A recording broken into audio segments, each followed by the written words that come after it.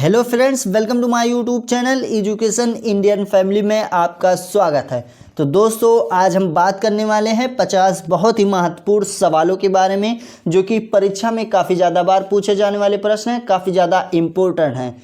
तो बने रहिए अंत तक वीडियो में। वीडियो शुरू करने से पहले साथियों, आप लोग हमारे चैनल पर पहली बार आए हैं तो हमारे चैनल को सब्सक्राइब कर लें, ताकि आने वाली वीडियो की नोटिफिकेशन आपको मिलती रहे। तो चलिए शुरू करते हैं। आपका पहला सवाल है, रणजीत सिंह को किस विजय अभियान के फलस्वरूप जमजमा नामक तोप की प्राप्ति हुई? तो आपका उत्तर है अमृतसर विजय अभियान के। आपका उत्तर है अमृतसर विजय अभियान के। अगला सवाल है सवाल नंबर 2, सिंध विजय का श्रेय किसे दिया जाता है? तो आपका उत्तर है सर चार्ल्स नेपियर को। आपका उत्तर है सर चार्ल्स नेपियर को। अगला सवाल है सवाल नंबर 3।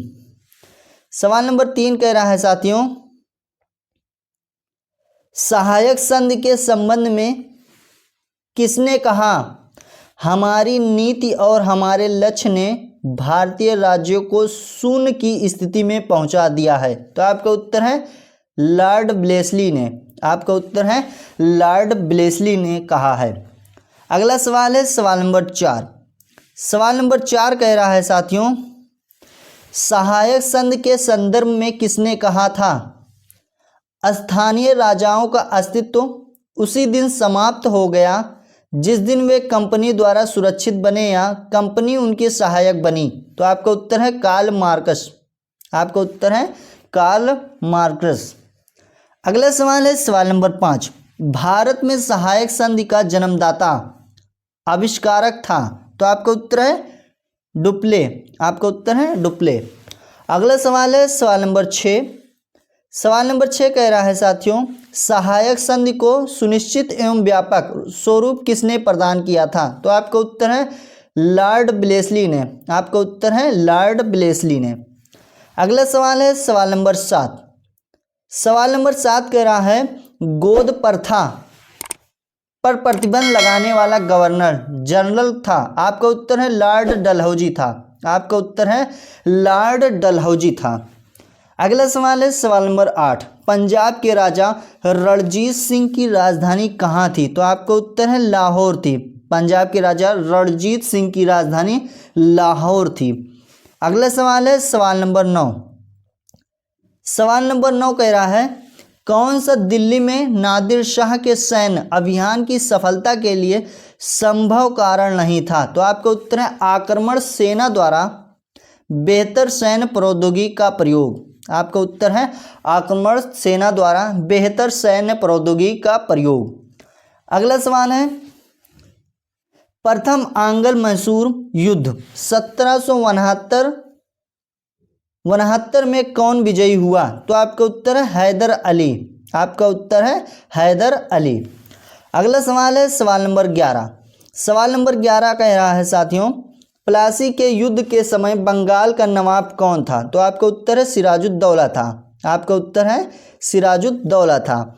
अगला सवाल है सवाल नंबर 12।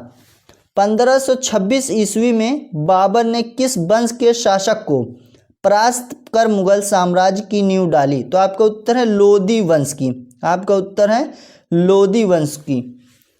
अगला सवाल है सवाल नंबर 13। सवाल नंबर 13 कह रहा है साथियों, पानीपत का प्रथम युद्ध कब हुआ? तो आपका उत्तर है 21 अप्रैल 1526 ईस्वी में पानीपत का प्रथम युद्ध हुआ था। अगला सवाल है सवाल नंबर 14। बाबर ने प्रसिद्ध तुलुगमा नीति का प्रयोग सर्वप्रथम किस युद्ध में किया? तो आपका उत्तर है पानीपत के प्रथम युद्ध में। आपका उत्तर है पानीपत के प्रथम युद्ध में। अगला सवाल है सवाल नंबर 15।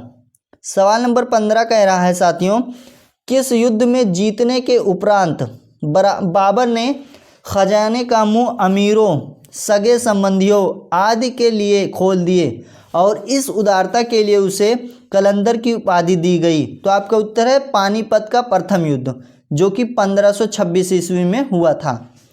अगला सवाल है सवाल नंबर 16। सवाल नंबर 16 कह रहा है साथियों, भारत में ग्रांड ट्रंक रोड बनवाई थी? तो आपका उत्तर है शेरशाह सूरी ने। आपका उत्तर है शेरशाह सूरी जी ने भारत में ग्रांड ट्रंक रोड बनवाई थी। अगला सवाल है सवाल नंबर 17। गुजरात विजय की यादगार में अकबर ने किसका निर्माण कराया था? तो आपका उत्तर है बुलंद दरवाजा का निर्माण कराया था। आपका उत्तर है बुलंद दरवाजा का निर्माण कराया था। अगला सवाल है सवाल नंबर 18। सवाल नंबर 18 कह रहा है साथियों, आईने अकबरी एक महान ऐतिहासिक कृति किसके द्वारा लिखी गई थी? तो आपका उत्तर है आबुल फजल के द्वारा। आपका उत्तर है आबुल फजल के द्वारा लिखी गई थी। अगला सवाल है सवाल नंबर 19। पानीपत की दूसरी लड़ाई 5 अप्रैल 1556 ईस्वी किसके बीच हुई थी? तो आपका उत्तर है अकबर और हेमू के बीच। पानीपत की दूसरी लड़ाई किसके बीच हुई थी? अकबर और हेमू के बीच। अगला सवाल है सवाल नंबर 20। दीन ए इलाही नामक नया धर्म किसके द्वारा शुरू किया गया था? तो आपका उत्तर है अकबर के द्वारा शुरू किया गया था। आपका उत्तर है अकबर। अगला सवाल है सवाल नंबर 21। सवाल नंबर 21 कह रहा है साथियों, प्रसिद्ध मुस्लिम शासिका चांद बीबी जिसने बरार को अकबर को सौंपा किस राज्य से संबंधित थी? तो आपका उत्तर है अहमदनगर से। आपका उत्तर है अहमदनगर से संबंधित थी। अगला सवाल है सवाल नंबर 22। मुगल प्रशासन व्यवस्था में मनसबदारी प्रणाली को किसने प्रारंभ किया? तो आपका उत्तर है अकबर ने। आपका उत्तर है अकबर ने। अगला सवाल है सवाल नंबर 23।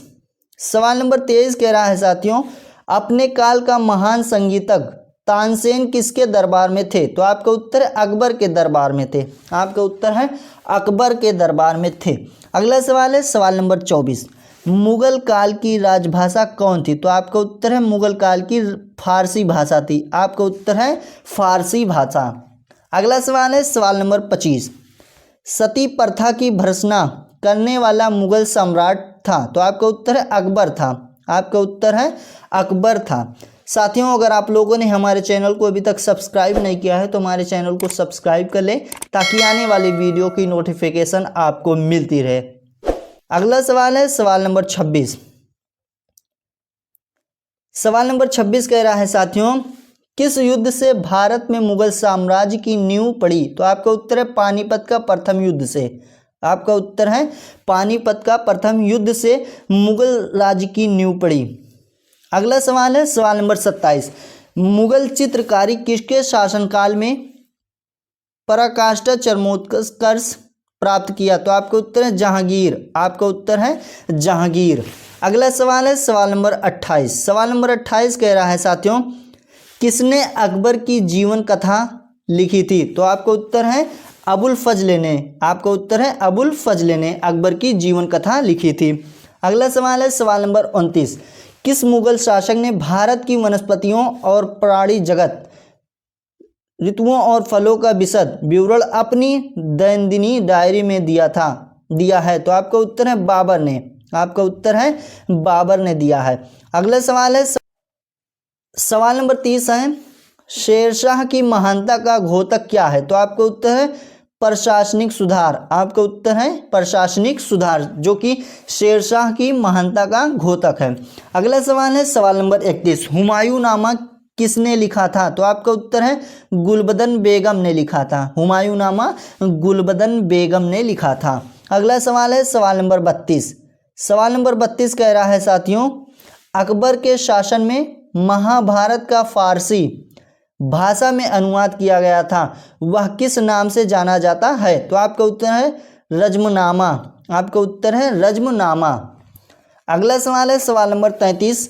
सवाल नंबर 33 कह रहा है, किस मुगल सम्राट ने सैयद भाइयों की गिराया? तो आपका उत्तर है मोहम्मद शाह। आपका उत्तर है मोहम्मद शाह। अगला सवाल है सवाल नंबर 34। सवाल नंबर 34 कह रहा है, कौन अंतिम मुगल सम्राट थे? तो आपका उत्तर है बहादुर शाह जी थे। आपका उत्तर है बहादुर शाह, जो कि अंतिम मुगल सम्राट थे। अगला सवाल है सवाल नंबर 35। अकबर के शासनकाल में भूराजस्व सुधारों के लिए कौन उत्तरदायी था? तो आपका उत्तर है टोडरमल। आपका उत्तर है टोडरमल। अगला सवाल है सवाल नंबर 36। सवाल नंबर 36 कह रहा है साथियों, अकबर द्वारा बनवाए गए उपासना भवन पूजा गृह का क्या नाम था? तो आपका उत्तर है इबादत खाना। आपका उत्तर है इबादत खाना। अगला सवाल है सवाल नंबर 37।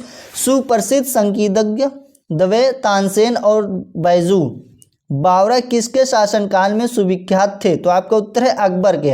आपका उत्तर है अकबर के। अगला सवाल है सवाल नंबर 38। सवाल नंबर 38 कह रहा है साथियों, रामचरितमानस के लेखक तुलसीदास किसके शासनकाल से संबंधित थे? तो आपका उत्तर है अकबर के शासनकाल से संबंधित थे। आपका उत्तर है अकबर के। अगला सवाल है सवाल नंबर 39। सवाल नंबर 39 कह रहा है साथियों, किस युद्ध में बाबर ने जिहाद धर्म युद्ध का नारा दिया, तमगा नामक को समाप्त किया और युद्ध जीतने के उपरांत गाजी धर्म योद्धा की उपाधि धारण की? तो आपका उत्तर है खानवा के युद्ध में। आपका उत्तर है खानवा के युद्ध में। अगला सवाल है सवाल नंबर 40। सवाल नंबर 40 कह रहा है, मुबई-यान नामक पद्य शैली के जन्मदाता बाबर ने अपनी आत्मकथा तुजुक ए बाबरी किस भाषा में लिखी? तो आपका उत्तर है तुर्की भाषा में लिखी। आपका उत्तर है तुर्की भाषा में लिखी थी। अगला सवाल है सवाल नंबर 41।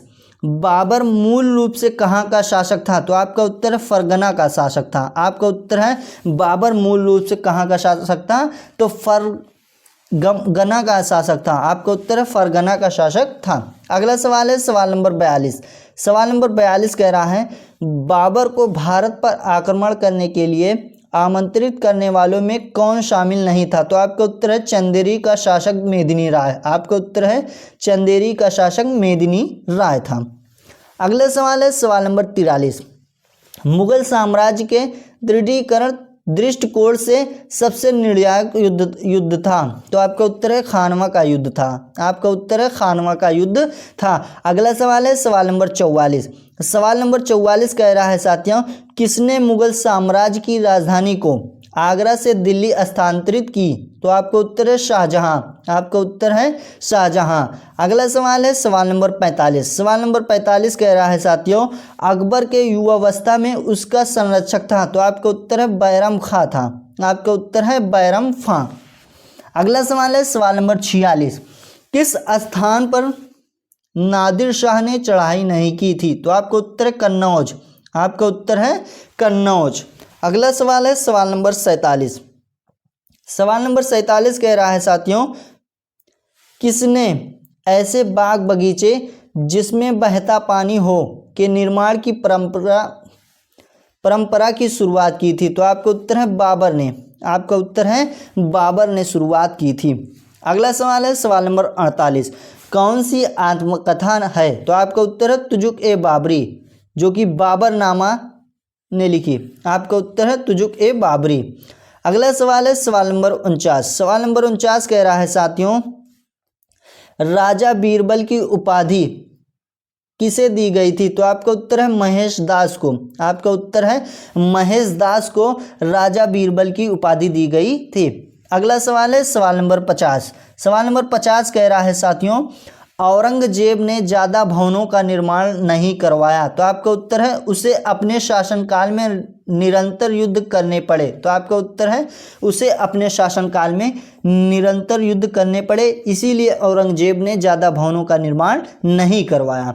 साथियों, अगर आप लोगों ने हमारे चैनल को अभी तक सब्सक्राइब नहीं किया है तो हमारे चैनल को सब्सक्राइब कर ले, ताकि आने वाली वीडियो की नोटिफिकेशन आपको मिलती रहे। मिलते हैं नेक्स्ट वीडियो में, तब तक के लिए बाय बाय।